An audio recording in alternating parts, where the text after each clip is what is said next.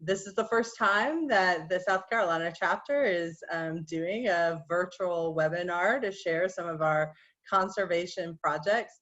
I think we all know that we're in a new time and different ways to communicate. So look forward to taking this opportunity and perhaps doing future ones as we continue in our new world.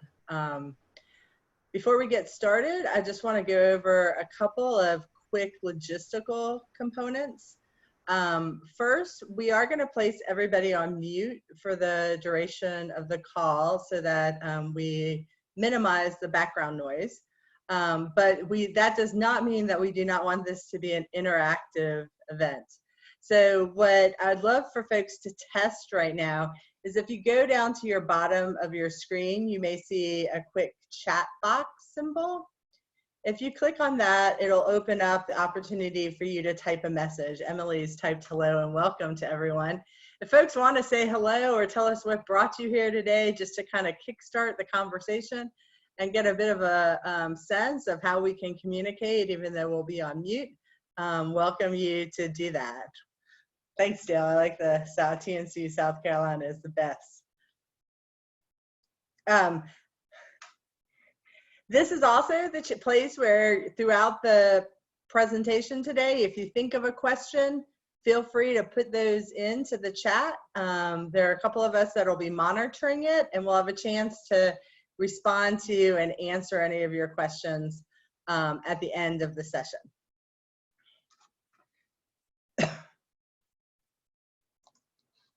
So it looks like we're starting to get a pretty full group. So I'm going to go ahead and kickstart us off. My name is Mary Conley, and for those of you that I don't already know, I'm the Southeast Director of Marine Conservation with the Nature Conservancy. I sit in our South Carolina chapter and work with folks from North Carolina to Florida on a variety of coastal and ocean issues. And I'm really excited today to be sharing one of our projects in the South Atlantic related to marine conservation. Before we get started, we'd love to see where you're from. So I'm going to ask for a poll to come up. And if you guys could just click where you're coming to us from, that would be great, just to give us a sense of who's on the phone today. Awesome. So it looks we have a pretty South Carolina heavy crew, but I love that all four of the states that make up what is the Conservancy's South Atlantic seascape are represented. The South Atlantic seascape, as I mentioned, stretches from the North Carolina-Virginia border all the way down to the Florida Keys.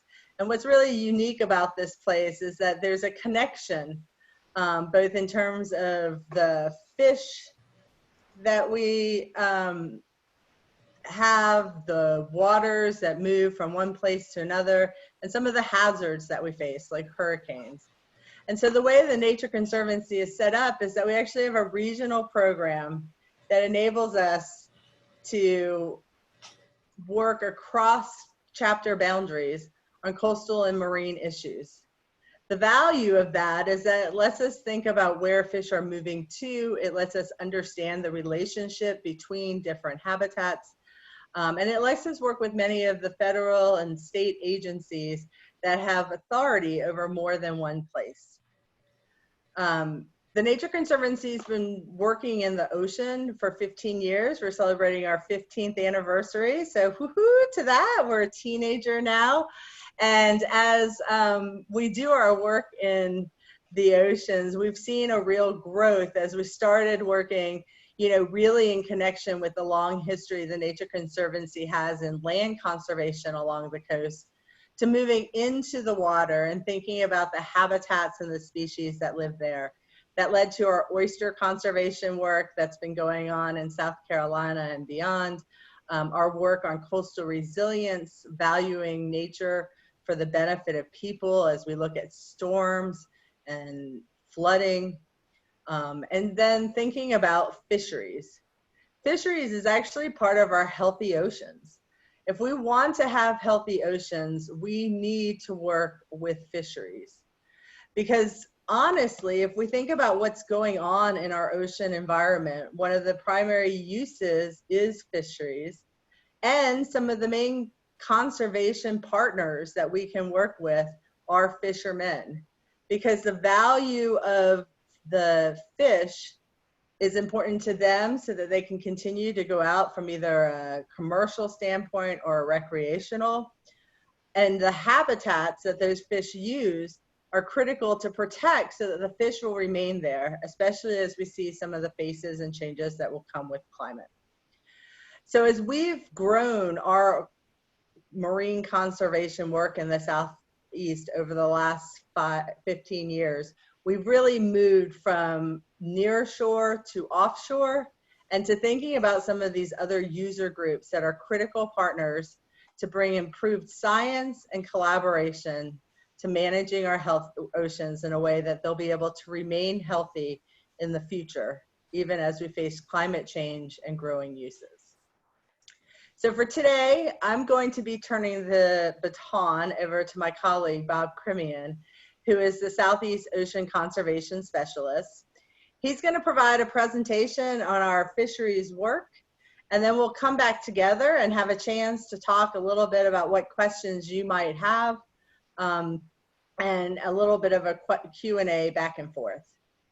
Before we get started though, one more poll for y'all. We're gonna do, we wanna see who out there is actually a fisherman. So Emily, if you could post that for us.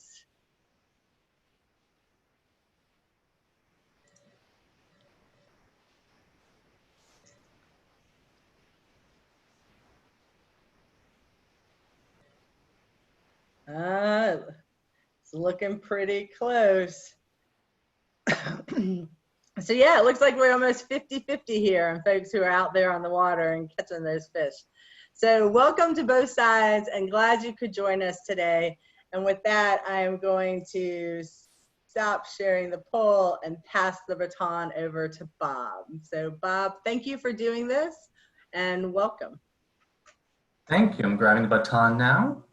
And thank you very much, Mary. And thank you all for joining our webinar today. Really appreciate it. Hope you're having a wonderful Wednesday and are remaining happy and healthy in these unprecedented times. I'm going to walk you through a presentation today showing what the South Atlantic Seascape Program has been doing in fisheries over the past several years. So with that, I'm going to share my screen so we can start the presentation. Can everybody see my screen? Great. So again, the title of this presentation, Fishing Under Pressure, Improving Fisheries Management and Ocean Health. This is a little homage to David Bowie and Queen for their great song, Under Pressure. And bear with me for a little bit. Imagine a fish is singing this song. One of the lyrics from that song is, pressure pushing down on me, pushing down on you. So this fish is clearly under pressure, and fisheries in general is under a lot of pressure, figuratively and literally. But also you, people. If fisheries are under pressure, that means our oceans are under pressure. And ocean health directly impacts human health. So if we want healthy oceans, we need to have healthy fisheries as well. So we are going to talk about what TNC has been doing in this realm, but also then what you all can do to help improve our fisheries and improve our ocean health. So first, I'm going to start with why fisheries. So some people may be more familiar with TNC from a land conservation perspective. So TNC, though, also has immense expertise in ocean conservation realm. And as Mary said, we've been doing it in the South Atlantic for 15 years. I'm going to start with a little story. Just it got me reminding again why I work in this field. So I was lucky enough to go out fishing with a charter captain we worked with, Captain Warren Huffman. And it reminded me of something as we were fishing out there. And those who are fishermen, bottom fishermen specifically, you will know this, that if you're trying to catch a fish while you're bottom fishing, you need to be right on live bottom habitat. And if you're around it, close to it, no, you'd be right on it to catch those fish. And those fish are there because they congregate around these hard bottom areas. These are deep water coral reefs, rocky ledges that are not just important for fish, they're important for so many marine species, such as the North Atlantic right whale here, sea turtles, sharks, all sorts of stuff. They come there to live, feed, and breed. And without those habitats, these species cannot thrive. However, the fish, specifically deep water snapper grouper fish, that live around these hard bottom areas keep those habitats healthy. So without the fish, we will not have healthy habitats. So by protecting the fish, we protect habitat, we protect everything all of us need to have a healthy ocean. And that's what TNC's goal is, to ensure healthy oceans. And you cannot have healthy oceans without sustainable fisheries. So we're gonna get a little fisheries by the numbers here. Trying to talk about the impact fisheries has on the South Atlantic region. Recreational fishing in the South Atlantic is a huge deal, culturally, economically, and ecologically. As you can see there, the numbers in 2015, 22 million anglers took 16.5 million fishing trips, spending $5.3 billion. That's a big impact. And actually, we're gonna ask Emily to pull up a poll real quick and see if you guys can guess, what are the 2 states with the largest marine recreational fisheries in the country?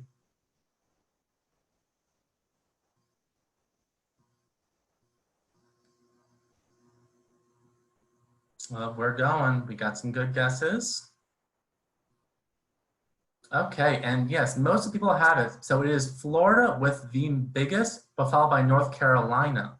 So those have the 2 largest marine recreational fisheries in the country, both in the South Atlantic region. Additionally, there's commercial fishing in the South Atlantic.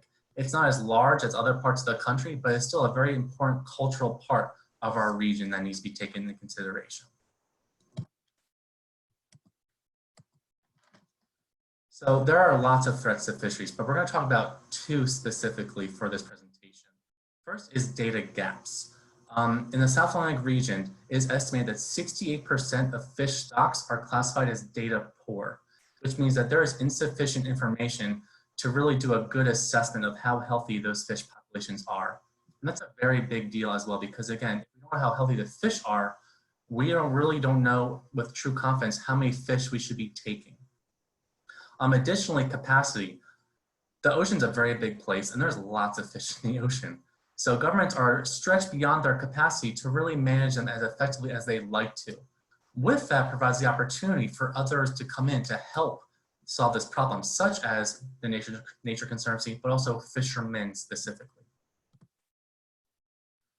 So TNC, how do we help fisheries? Historically, we've done lots of various things, such as building an oyster reef, as you can see here on the picture. Oyster reefs, they are built to provide additional habitat for fish. Again, healthy habitats, healthy fisheries.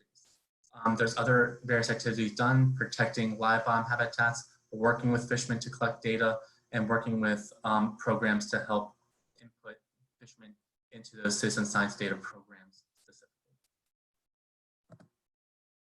Our current focus now, however, is on snapper grouper fisheries.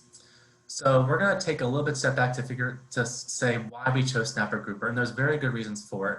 First, all of the at-risk fisheries, and when I say at risk, we're talking about fish that have been overfished in the past or that are currently undergoing overfishing. All of them in the South Atlantic are part of the snapper grouper complex. This is a group of fish made up of 55 plus species. So it's a very large group of fish, all managed the same way. Additionally, there's a strong connection to live bottom habitat, as I said before. They directly depend on this habitat for their thriving lives. Additionally, there's regional opportunities for management. The snapper grouper complex is managed in a regional pseudo-federal agency called the South Atlantic Fisheries Management Council. In the picture on the right, you can see their jurisdiction area, from the 3-mile state line all the way out to the EEZ, estimated about 200 nautical miles out. Additionally, there's very poor recreational fishing data for the snapper grouper complex. And given how large our recreational fisheries are in the South Atlantic, that's a big gap, and that is something that we need to work on with governments, but also with fishermen. So the strong connection to live bottom, the picture on the left, that's a picture of what live bottom looks like. Again, it's not the shallow water coral reefs we might be thinking of in the Keys. These are deeper water, 60 to 80 feet plus, some places much deeper, and these really beautiful hard corals and these rocky outcrops and ledges that fish really, really like. The map on the right shows just a little swath of where all this hard bottom or live bottom exists. About 20% of the region is thought to have this live bottom habitat, which is a lot of area for the South Atlantic. However, we may not know all of the area because some places have not been mapped properly. And we need to know where these habitats are to know where there are potentially other fish congregations for snapper grouper. Protecting these habitats is also very important, and a lot of protection for these live bottom habitats in the South Atlantic come from fisheries management. So the picture on the left-hand side there, those are 5 small places that are protected, hard bottom areas that are protected for fish spawning specifically. Additionally, there are some very large areas that are protected, such as the blue area in the map on the right. That is a deep water coral protection area where certain fishing techniques that would interrupt the bottom are not allowed. So again, by protecting hard bottom habitat, you're also protecting fisheries, and that in turn helps ensure our healthy oceans we're so valuing. And we're gonna ask for Emily to put up another poll. What % of marine waters in the South Atlantic do you think are protected?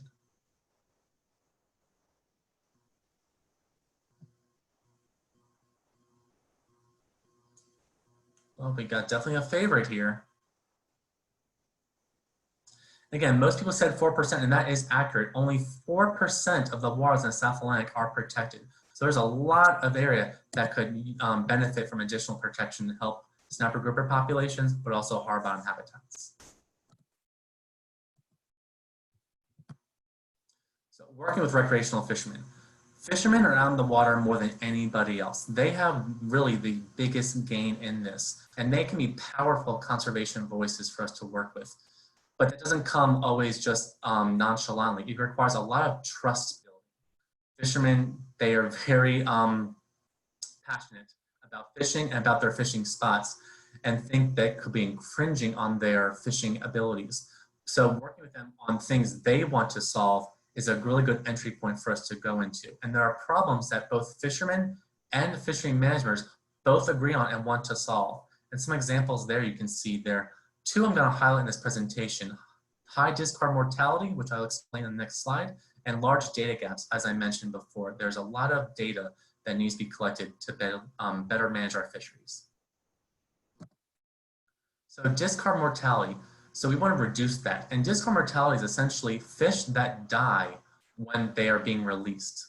The reason fish release, the reason those fishermen release fish is because they want those fish then to make more fish so they can catch fish in the future. The picture on the left there kind of shows a schematic of how this could work. So imagine it's a 30-inch red snapper, which is a very popular species in this area to catch. Say that fish unfortunately dies from discard mortality. That is potentially then 100 other fish that will not come into existence to help the population. And you may be thinking, oh, that's one fish, not a big deal. But then you see pictures like the picture on the right. That is a picture of people fishing for red snapper.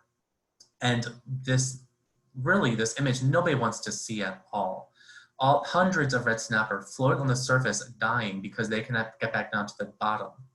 The reason they cannot get back down to the ocean floor is because they're suffering from something called barotrauma, which is essentially a really quick pressure difference coming from the deep water where they live up to the surface. Their bodies essentially expand, their swim bladder expands, all their organs kind of large up, their eyes bulge out. It's not a pretty picture. But because of that, they cannot swim back down to the bottom, so they float there. And that's something that we do not want to see. And that is a big thing that recreational fishermen and managers want to solve. So a way to go about that is to use best fishing practices through using a tool called descending devices. So you can see the picture there. That's a red snapper with its stomach protruding outside its mouth. That's another sign of barotrauma. The picture on the left of the right-hand side is of a sea bass also going through barotrauma. That's going to be lowered down with the descending device. This device attached to the fish helps the fish get back down to the bottom so it can recompress itself back to its normal size and have a better chance of survival. So now I'm going to show you a video of the descending device in action. This comes from NC State University. As our state director would say, go Wolfpack. So we're going to play this video so you can see what it's like in action. This video is courtesy of NC State University Center for Marine Sciences and Technology. Here we're going to show how a descender device can help keep a fish alive that would have otherwise floated. This is the sequelizer descender device. You can see it being attached to the lower jaw of a fish here. The sequelizer device has an incorporated pressure sensor that can be set to a certain release depth based on the specifications of the user.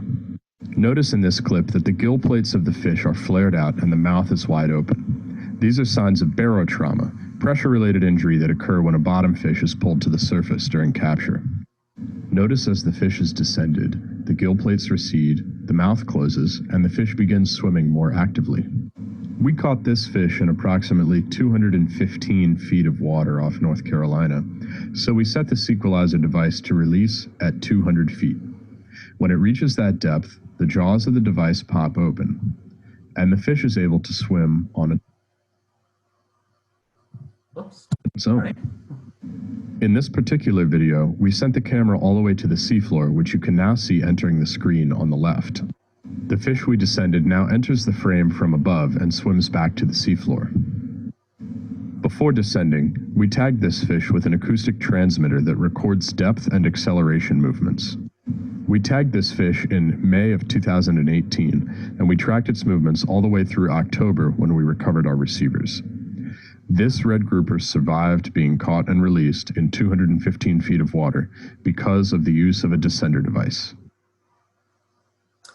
So I think that's pretty impressive, and that is really that video has really gotten a lot of momentum to say this is a viable option. So with that, we thought this is a great idea. Let's bring this to the South Atlantic and incorporate more fishermen into this. So we are partnering with Grays Reef National Marine Sanctuary, which is located about 17 miles off the coast of Saco Island in Georgia. Picture on the left-hand side of the picture from Grays Reef. Again, that beautiful live bottom habitat there. We are working with Grays Reef to reduce discord mortality in and around Grays Reef through increasing the use of these descending devices. Additionally, we are also partnering with them along with other partners such as the South Atlantic Fisheries Management Council to have fishermen help collect data. So the council has developed a phone app called Release that fishermen can use when they're on the water to record the amount of fish that they are discarding. This is a big data gap in our fisheries, and by having better data on discards, stock assessment scientists, the people who can assess health of populations, can have a better understanding of what the discord mortality rate is, which would then give a more accurate reading to how healthy fish populations are. And this is something that both fishermen and fishery managers desperately want. We've been engaging recreational fishermen through holding learning exchanges. So with many great fishing partners in Georgia specifically, we've been able to bring recreational fishermen together to discuss fishing at Grays Reef, how to use best fishing practices and descending devices, and how to be involved in data collection. So fishermen have a great opportunity to play a real role in helping improving fisheries in this area. We've gotten great responses from it. We provide every participant with a descending device along with best fishing practice materials that they can use on board while they're fishing. We're also engaging charter captains, such as this picture. That's Captain Warren Hupman, who I got to go fish with back in the winter. He is the ideal person we want involved in this type of work. He is eager to really help improve fisheries. He uses the descending devices, he helps collect the data, and he also then tells his customers about this work to get them to spread the word about using best fishing practices and how they can get involved in helping collect data for fisheries. So we want people like him and people like you who are interested in this topic to really spread the word about this. Some next steps. We are planning, hopefully this summer, to take a fishing trip out with South Carolina DNR on their vessel, the Silver Crescent, to go out and fish for these deep water snapper grouper and to use the same devices in case we encounter barotrauma, to really show people what it looks like to use a device and to see what can happen by just changing behavior.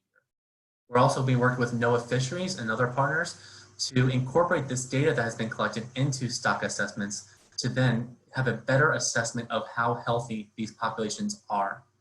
We can also work with these same partners to help improve and add to protections for hard bottom, live bottom habitat that again is so important to the snapper grouper fishery. So how can you help? So there's two ways. On the water, we'll start with. So you can use a descending device if you go out fishing. And I would love to hear about your experiences using these descending devices. My email address is provided right there for you. You can also use apps to help fill these data gaps we talked about. The South Atlantic Fisheries Management Council website is right there. where they have pages about the Release app and a couple other ones that they are using. Then on land, I'd love for you to come to a learning exchange. We'll be holding them hopefully in person in the late summer, early fall. We can also go on our website and look for the Fishing Under Pressure story. Well, it goes into more detail about the fishing trip I took with Captain Hupman. And he directly talks about his connection to fishing and why it is so important to help fish survive. Or you can help fund this work.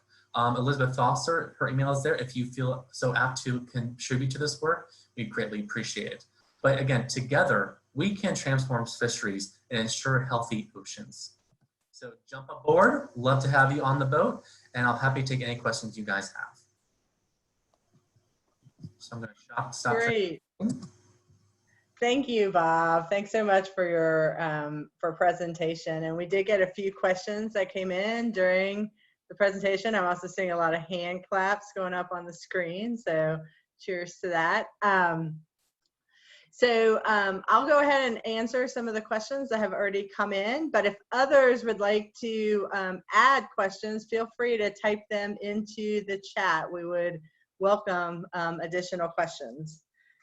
The first one that came in was, how much live bottom habitat is there in the Southeast, and do we know where it's located? So the Nature Conservancy actually has been working on trying to figure out where this hard bottom is located and how much of it is there. By our estimations, based off of our previous project, the South Atlantic Bight Marine Assessment, 20% of the South Atlantic region has hard bottom habitat there. And the map I showed you previously, that was one section of the region where it shows the different types of hard bottom. But as I said, there can be more mapping because there are big swaths of the South Atlantic that have not been mapped, and there could be hard bottom there. So that's one of the areas that we can also work to increase the knowledge of that location of hard bottom. Great, thanks. The second question was your first hard bottom habitat pick? I don't know if you remember that one. Was it from Gray's Reef as well? Yes, all the pictures from the presentation that were of that hard bottom, that's all from Gray's Reef. It is a beautiful area. I have not dove it yet. I hope to in the future. But again, it's a great place for divers, and again, great fishing opportunity. What we've heard from our learning exchanges from recreational fishermen, especially if you are new to offshore fishing, is a great place to go because it is a box on a map. You are guaranteed to catch fish. So if you are interested, that is a great place to go. But yes, the hard bottom, all that is from Gray's Reef. Great. Another question that came in is, could you explain a little bit more why we're working with commercial fishermen, with recreational fishermen versus commercial as a kickstart here in the South Atlantic? Yes, so recreational fishing, as we've discovered, again, Florida and North Carolina being the biggest in the country, and South Carolina and Georgia also have a large recreational fishing industry.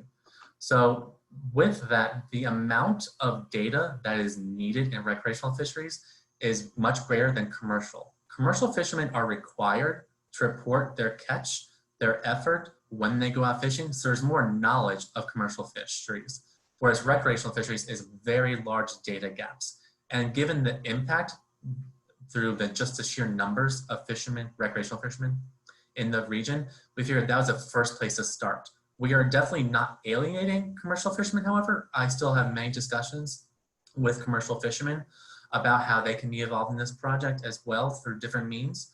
But right now we see as recreational fishermen as our first entry point. And then through building trust with them, we can expand out to other fishermen, commercial, such as that. Great. There's another question here that comes in with, how can I get a descending device to take me with me when I fished? And it might be good to add to that with kind of a little bit of what are the types of descending devices that are out there? You mentioned the sequelizer in your presentation, but what other types are there? Yes, well first, if you want a descending device, I will provide you one if you're part of our project. But if it is not within your bandwidth, there are— No bribing. Bribing, I'm all about bribes these days. But there are other retail stores you can get them at, but unfortunately, and I'm in Savannah, Georgia, our Bass Pro, when I went in there, they had no idea what I was talking about. So there's definitely even a need to increase the knowledge to bait and tackle shops about this tool that is so helpful.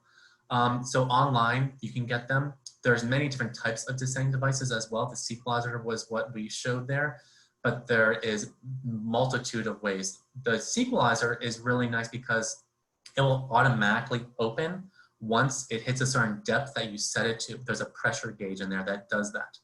There are other descending devices that are more manual, where you have to like pull up on the rod to get the hook off the fish. So people like the sequelizer for that reason. And I should also mention that most likely this year, if not early next year, there will be a rule coming down from the South Atlantic Fishery Management Council that all fishermen who fish for snapper grouper in the South Atlantic will be required to have a descending device on board. So that is going to be a big effort, and we're trying to be proactive in spreading the word about this, because not only will it be a regulation, it also helps the fish.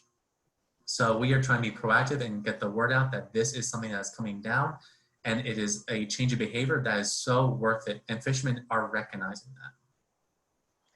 So following up on that, Bob, it sounds like this is a real opportunity right now to be part of the team that works towards enhancing the use of defending devices, as well as bringing on board some of these other topic areas that were of interest.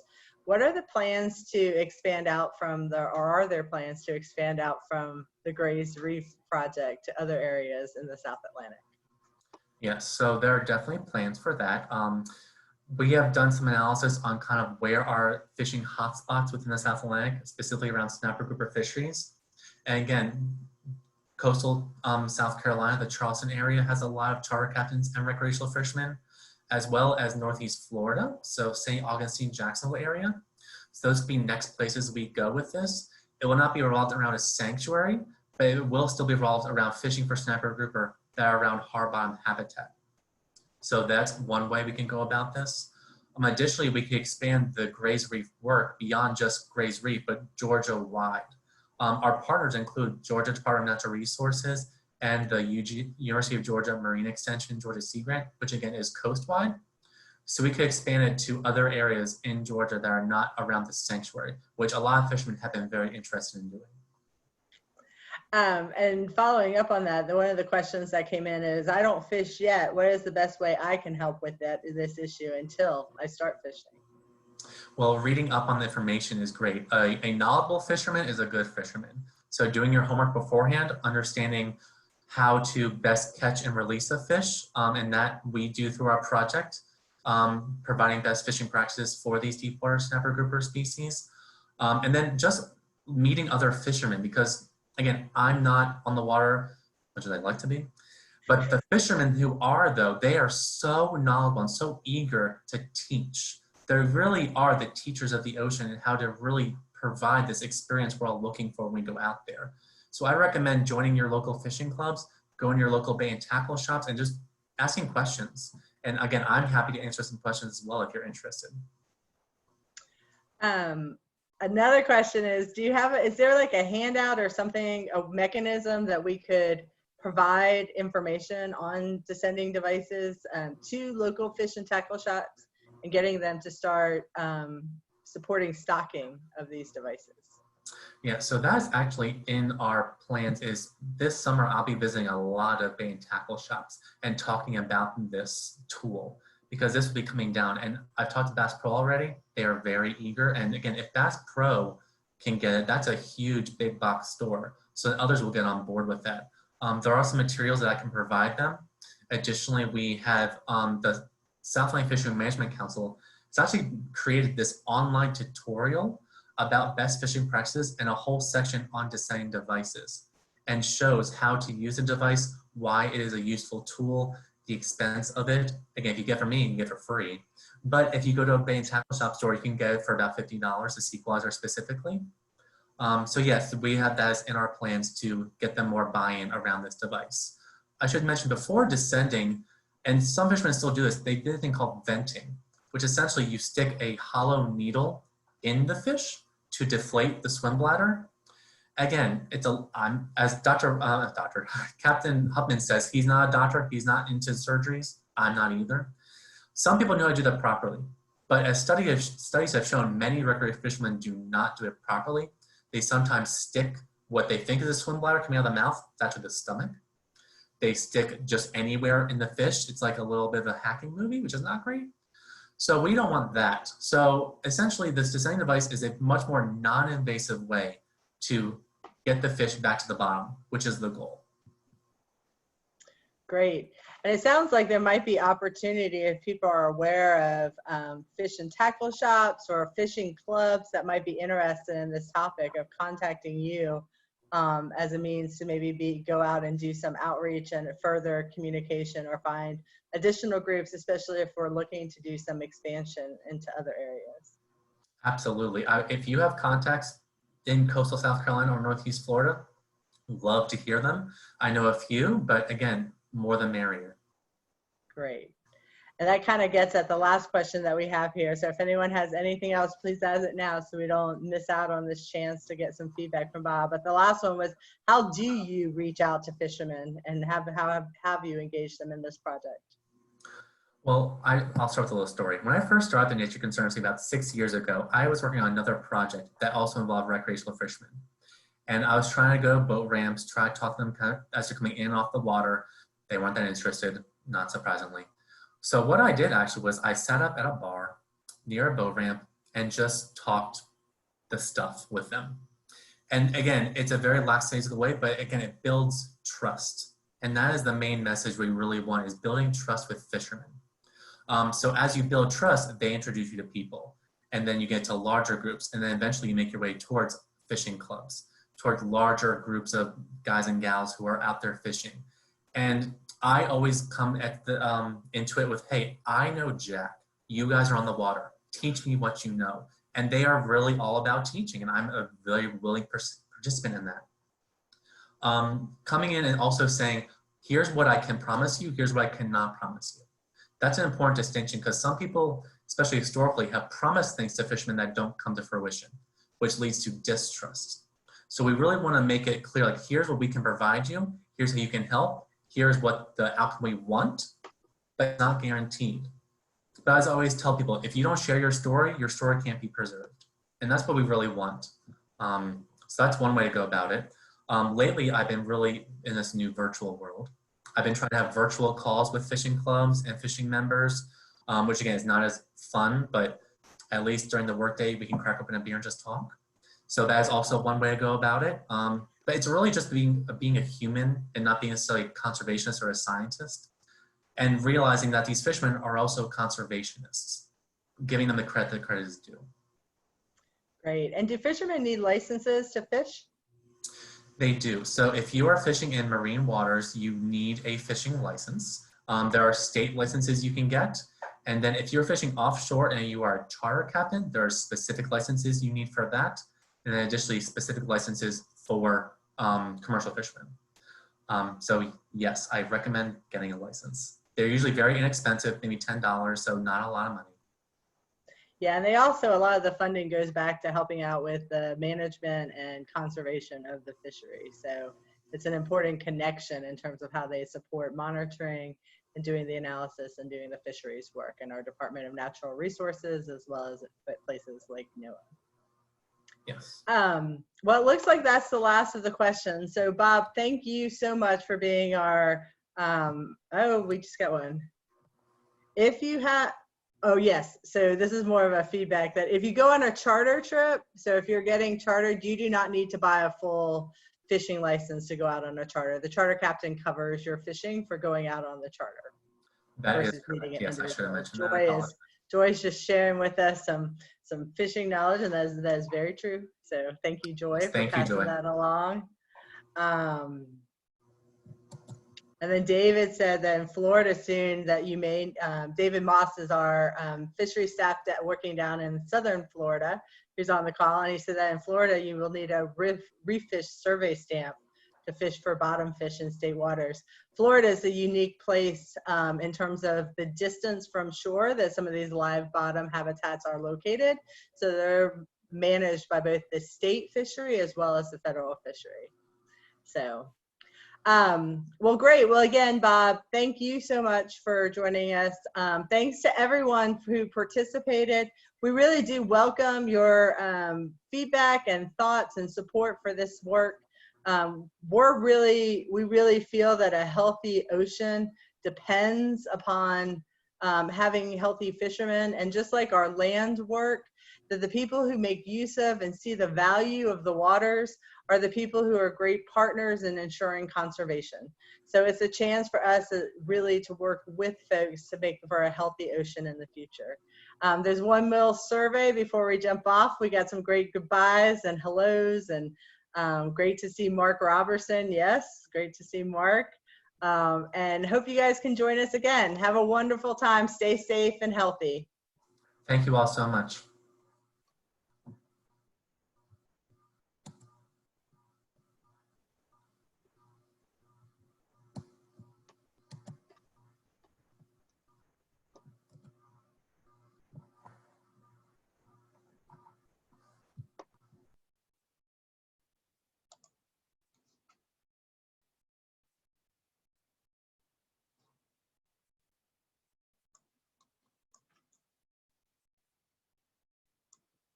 That was fabulous. We'll give you a round of applause. Very Thank you good. so much. Thank you. Bob. Great job, It was Bob. great. Really, really good.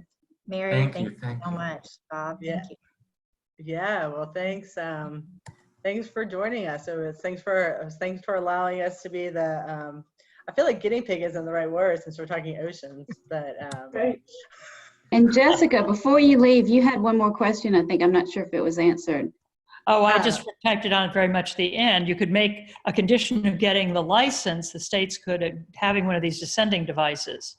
That takes a lot of lobbying, I'm sure, but. Yeah, but It that's does. a good suggestion. Very Yeah, and I good. think this whole movement towards how you put in the requirement to both have it on your boat and then actually use it is where Yeah. they're going. So that's kind of that first step in terms of getting fishermen to get it on the boat, and then Yeah. getting them, and then for us, really that step of getting them to share the data so that the data can actually make for smarter management is a key next piece. Like getting the device out there, but tell us, like, we don't know how many fish are getting thrown over, and that can impact how many fish you can catch. And that is a very frustrating thing for fishermen, and it's a big gap for us to know about healthy populations.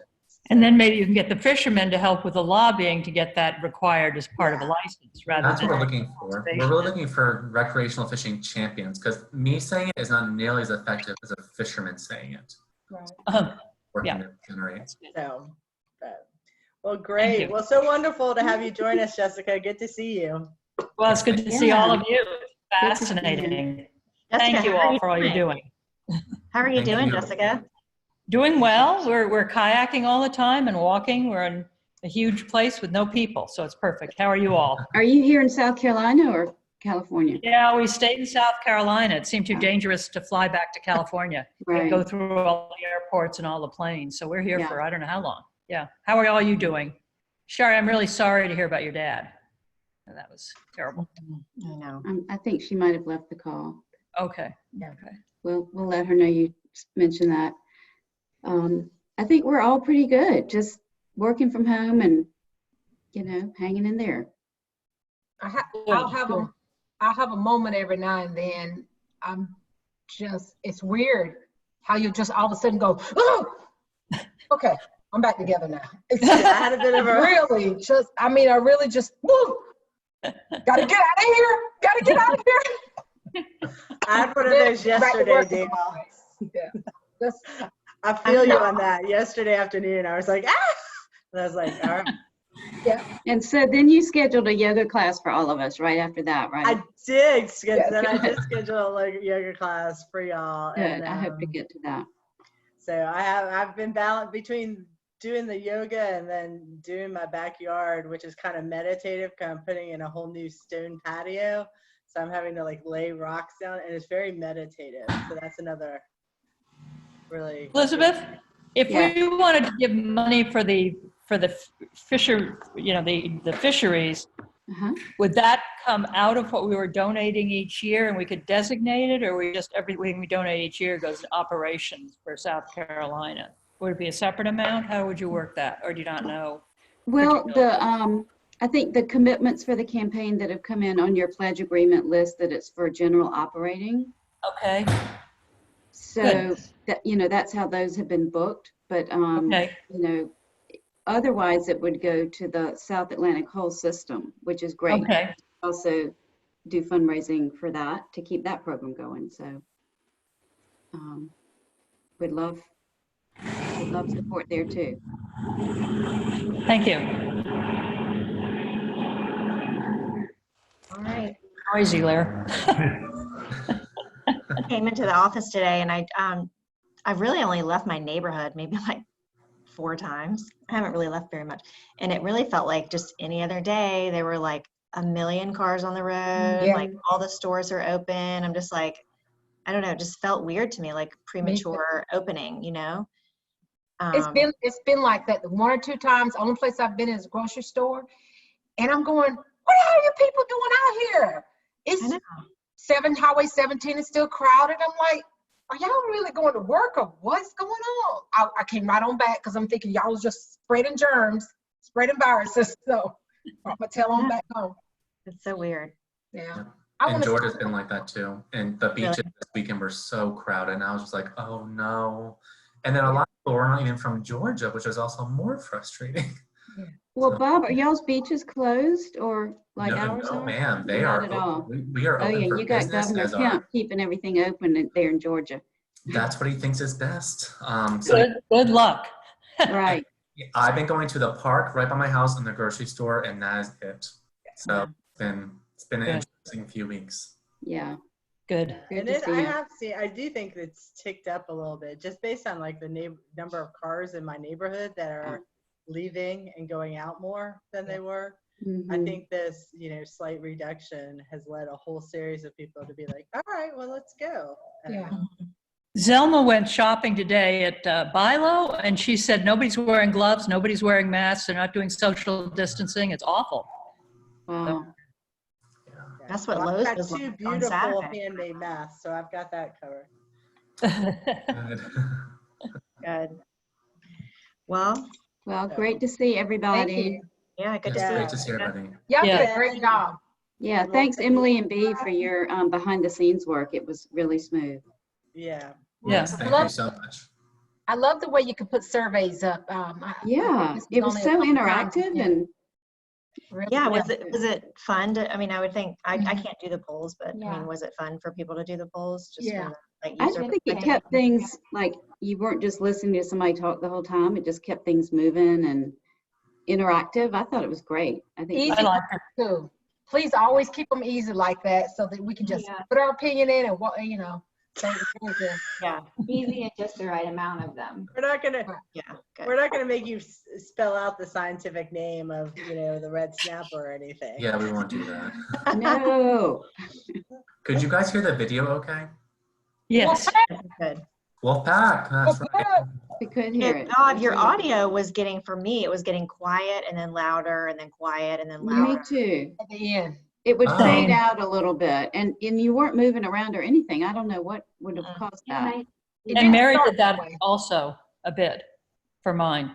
Yeah, it was. Oh, I apologize. I'm not sure why that would have happened. I think I that know. was an internet thing because you didn't start out that way. I think it seemed to be a little wave of something. So Yeah, I think every once in a while, and I've noticed that it happens more in the afternoon than it does in the morning, is that it really does, is that internet start to get jammed up and you get just slight moments of instability that don't cut you off, but Yeah.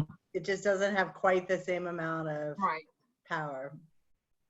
But I it was. thought- I mean, it didn't impact your content, Bob. It was really. Okay, well, good. Mhm. Yeah, I could still hear everything you said. It was just, it kept getting louder and quiet, louder and quiet. But everything you said came across. You did a great job. Yeah, Yeah. both of y'all. It Thank was you. really You did a good. great job. And Mary, you did a great job also. Why did they throw so many fish back? Is it size or what? Well, there's multiple reasons. So some fish are not in season, so therefore you can't keep them and are forced to Okay. throw them back. So the picture you saw with the red snapper, That was during a time when red snapper was closed. So you cannot keep them, so you're forced to throw them back. However, if you are not aware of the best fishing practices to use a descending device or even attempt to bend the fish and just throw it over, that's what happens, it floats. So in particular, red snapper is a very contentious species because fishermen are saying there's so many of them, but yet when it comes to the science, the discarded fish that are supposedly dying are already over what the limit number of fish you can keep is. And that's the problem, really. So that's trying to remedy that. Yeah, there have been years that the red snapper fishery has not opened at all because the catch was calculated or estimated as being based on the number of fish who were caught, discarded, and died. Ooh. And that, talk about being frustrating to a fisherman, Yes. to think you're catching a fish that you really like, you can't keep it, and it's still dying. Yeah. So that's really where this point of entry into the long term comes, where descending devices and accounting for the number of discards is a really good way to start those conversations. Good, good. Bob, I have a question. In one of the pictures, you were talking to a fisherman, a kind of big guy outside. Yes. Is his name Peter Loris? Do you know him? No, his name is Sean Yeckley. He's in Savannah. Oh my gosh, he looks so familiar. I took a picture of it just to send back to you to ask who it was. He looks so familiar. I thought it was somebody here in Mount Pleasant. He has that kind of face. But no, he's based in Savannah. He's a charter captain. Okay. So charter captains have been really, really, well, I should say this. When charter captains are not fishing, they're very responsive. And right now, unfortunately, they are not having a lot of trips. So on the flip side, they are responsive. So we're able to talk a little bit more with them and try to get them involved. I'm going to start tracking your calls with fishermen and how many beers you're drinking during work hours. Let me just And say, the others, we're still recording, so just FYI, we may not want to share this, or you may have to cut it back. I don't know. if you could cut this part, Emily, that'd